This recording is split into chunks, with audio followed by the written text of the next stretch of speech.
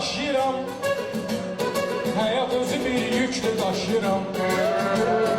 Əşrəfi mən canlı yaşayıram.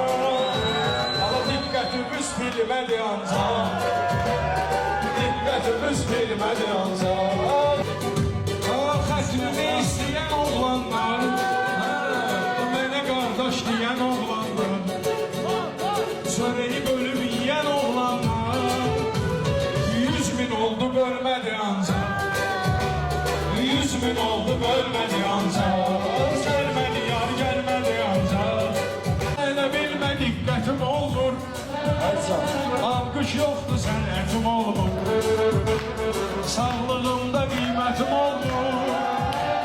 Sitayiş kəlmədir ancaq, sitayiş kəlmədir ancaq.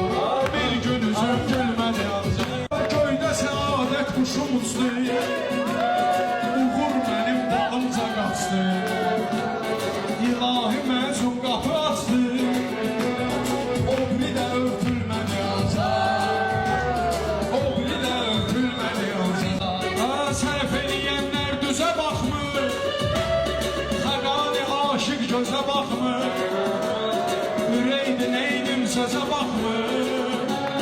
Sevgisi qatilmədi ancaq, sevgisi qatilmədi ancaq. Ömrümün neçənci yaşıdır, evim məzarlıqla yanaşıdır.